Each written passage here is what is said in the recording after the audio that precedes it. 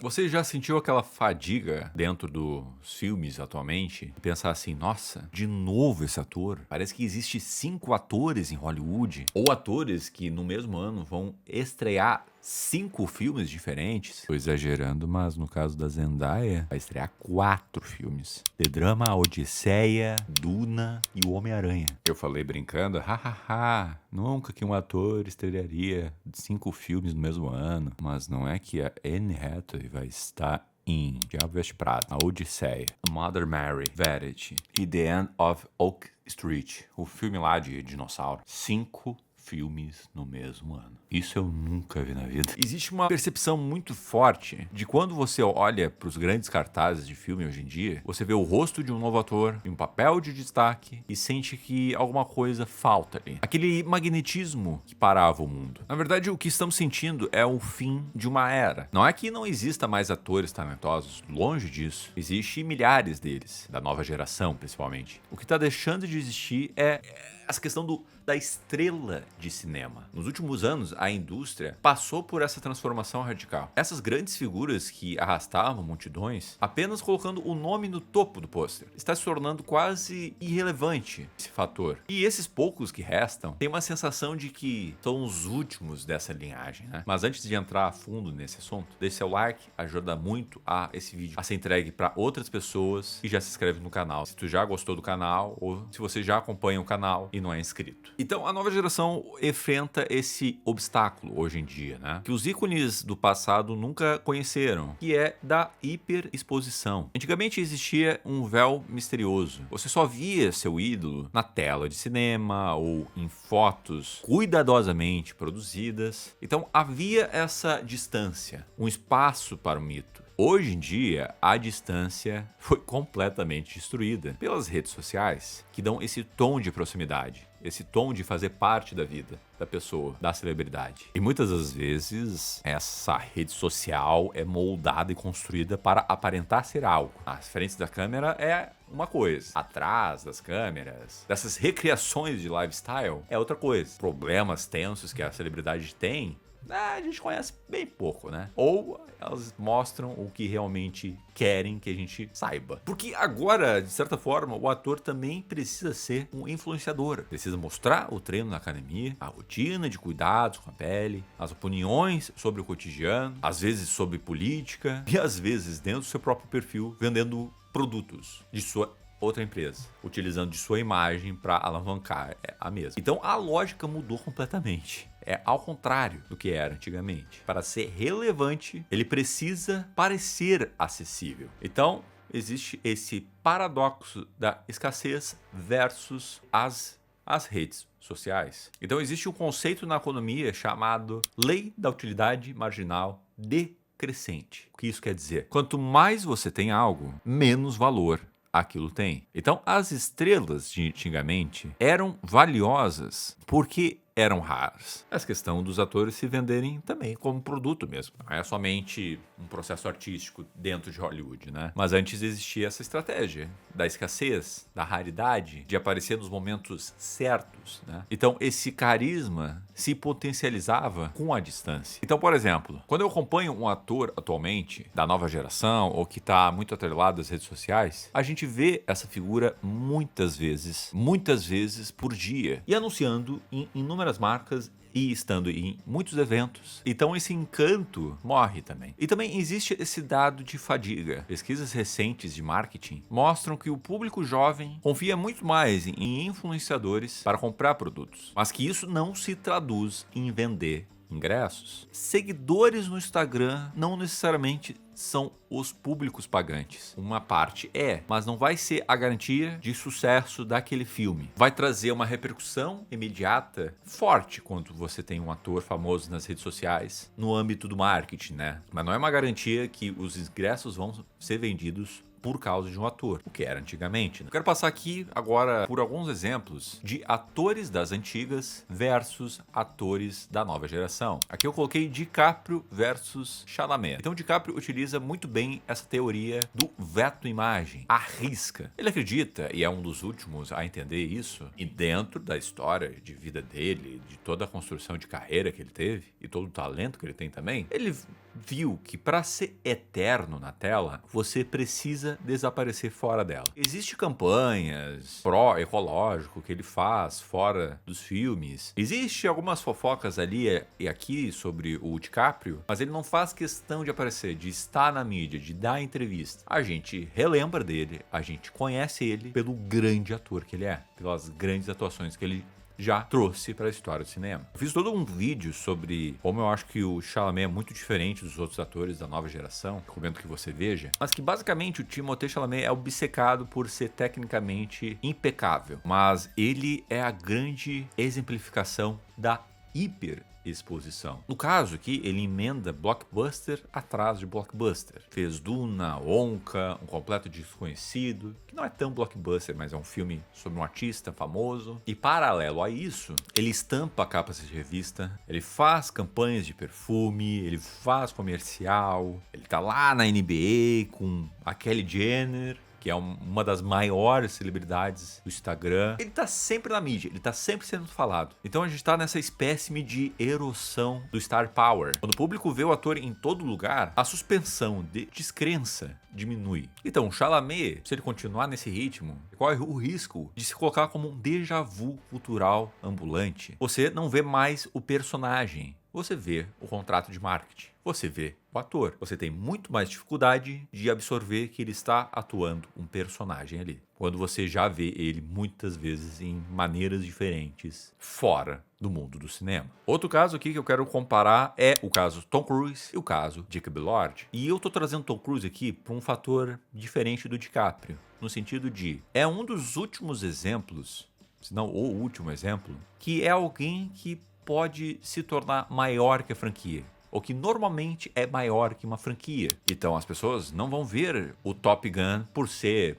o Top Gun dos anos 80, agora tem um remake. Não, a maioria das pessoas vão ver porque o Tom Cruise está nele. Missão Impossível não teria a popularidade toda se não tivesse um Tom Cruise. Sabe aquele fator de vou lá ver no cinema o filme do Tom Cruise? Não necessariamente é o filme em si. Então, o Tom Cruise tem uma imagem tão forte, tão característica, que a gente já sabe dentro da carreira que ele construiu, a conjunção de filmes que ele foi fazendo, de ação, que ele se pôs em limite várias vezes, a gente se empolga porque quer ver o Tom Cruise nativa, um Tom Cruise em mais um papel onde ele se destaca muito, onde ele se coloca como uma estrela de cinema de ação. Então aqui a questão é a marca humana Tom Cruise. Eu quero ver o Tom Cruise no cinema. Eu quero comparar com o Jacob Elord, que é um ator que tem ali um retrospecto, um crescimento de carreira e um talento muito grande, que tem tudo para evoluir, mas eu não deixo de colocar hoje o Jacob Elord como um ator estético. Ele é um ator que é moldado para a rede social, para Pinterest, sabe aquela estética, aquela pesquisa de estilos que tu pode ter inúmeros modelos seguindo alguns estilos, alguns parâmetros de moda. O Jacob Elord é o modelo perfeito para isso, dentro e fora do cinema. Ele é um ativo de marketing. Ele é moldado pela estética, pelo que engaja e pelas campanhas de luxo. E dentro desse contexto, ele não é uma estrela que sustenta um filme original. As pessoas não vão ver o filme por causa do Jacob Elord. Ele é uma peça de brand que os estúdios usam para atrair um nicho específico. E nessa aposta no menos arriscado. O estúdio prefere o Elord muitas das vezes porque ele é moldável. Cruise exige controle criativo. Quando Tom Cruise participa de um filme, ele quer ter o controle de seu próprio personagem, de como vai aparentar, de como ele quer fazer as cenas. E o Elord entrega esse rosto que se encaixa na segurança que os estúdios tanto buscam hoje em dia. Você pode colocar o Jacob Elord em vários papéis que irá funcionar. Ele tem uma espécie de rosto que serve para vários personagens, para vários estilos diferentes. O Elord é moldável.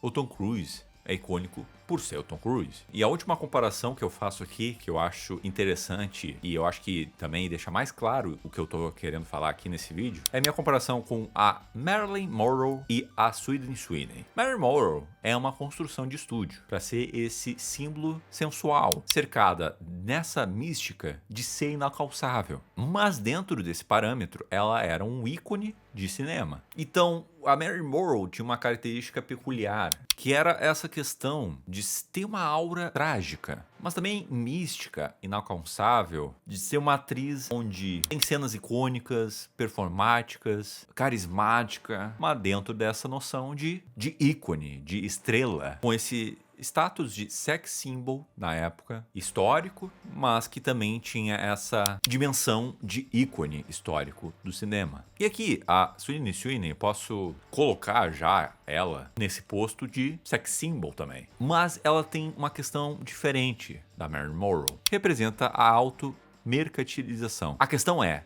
ela sabe que a sensualidade vende e ela mesma gerencia isso através de suas redes sociais e através da sua empresa de lingerie, usando toda a sua beleza, toda a sua sensualidade para se autopromover. Ela entende essa nova regra dos tempos de hoje, né? O que a Marilyn Monroe nem teve uma visão futura que isso iria acontecer. A Sydney Sweeney, dentro desse cenário, ela não espera o estúdio para vender sua imagem. Ela mesma vende em 24 horas por dia. Isso, de certa forma, é um grande símbolo de independência, de até uma natureza disruptiva dentro da indústria, mas também tem outro lado. Aqui a sensualidade não é mais essa aura, essa sensação mais rara, essa questão do ícone, essa questão mais fantasiosa. Aqui a sensualidade é usada como um produto. Ela utiliza essa alta exposição para manter a marca viva. Ela como atriz, como esse símbolo e dentro de seus produtos, dentro de sua empresa. E ocupando o lugar, consequentemente, de qualquer outra atriz que não queira se expor tanto. O problema é que, ao vender a própria imagem de forma tão direta e tão constante, o espaço para o personagem diminui. A Sydney Sweeney vende muito, mas mesmo assim, a rapidez com que a internet descarta e substitui rostos sensuais é maior do que a velocidade de uma construção de uma carreira sólida. Enfim, mas a gente pode trabalhar aqui com atores atuais que fogem um pouco dessa hiperexposição. Mas antes disso, eu quero trazer aqui a curadoria da Zendaya,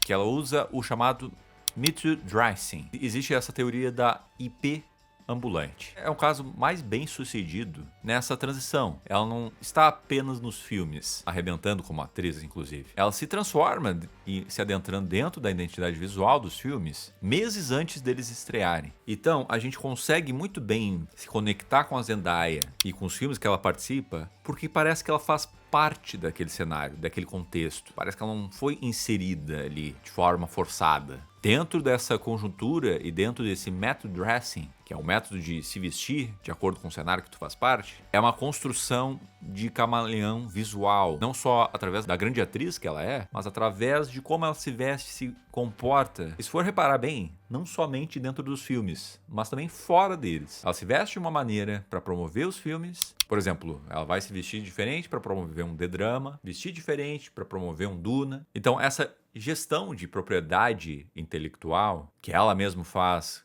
ela mesma se coloca como uma marca, sua imagem como uma marca, no caso, levada a um nível pessoal. Então, quando a gente vê muito a Zendaya em várias maneiras diferentes, a gente se conecta com ela num nível mais pessoal, mas ao mesmo tempo, são tantas identidades diferentes que ela assume que rola um distanciamento, às vezes, por essa grande faces que ela apresenta. Em resumo, são tantas mudanças visuais e são tantas Zendayas diferentes que a gente tem uma dificuldade de ver onde está a Zendaya atriz dentro desse cenário. E temos o anti-estrela, que não quer aparentar ser uma estrela de Hollywood, quer parecer outsider, mas na verdade ele é uma puta estrela de Hollywood, que é o Robert Pattinson, né? Então o Robert Pattinson é a fuga do algoritmo. Primeiramente, ele não tem Instagram. É um dos exemplos raros de quem tá fora desse sistema. Após o trauma da exposição extrema de Crepúsculo, ele fez uma curadoria firme para filmes que exploram a atuação dele e personagens mais fora daquele padrão galã de Hollywood para autodestruir o seu passado, digamos assim. Então, rolou essa questão da revalorização de sua própria carreira. Ao escolher papéis bizarros e evitar as redes sociais, ele recuperou o valor da raridade, lá dos antigos atores de Hollywood. Ele é a prova de que, para ser uma estrela respeitada hoje, você precisa ativamente lutar contra o que o marketing de Hollywood quer que você seja. Mas você tem tem que ter culhão ou você tem que ter um passado que te deu muitos frutos, como é no Crepúsculo, né? Pra você abrir mão de tanta fama, de tanto lucro, de tanta oportunidade de negócio que tu poderia fazer para estar fora das redes sociais e para as pessoas valorizarem o grande ator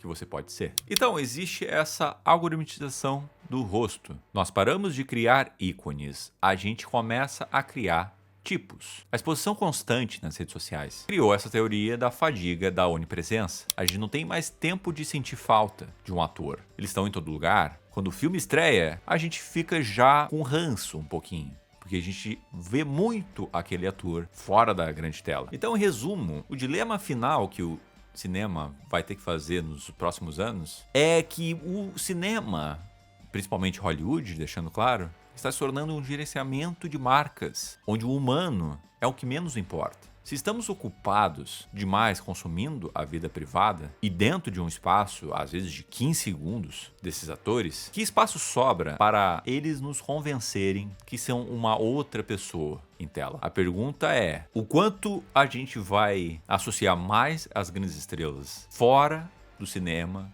do que dentro do cinema? Será que vai existir mais Robert Pattinsons que não fazem questão de entrar nesse mercado? Ou vai existir mais atores que são influenciados muito pelo sistema de auto e hiperexposição? Enfim, espero que tenham gostado do vídeo. Esse é o canal JP Cine. Comenta aqui o que você achou desse vídeo. Muito obrigado e até a próxima.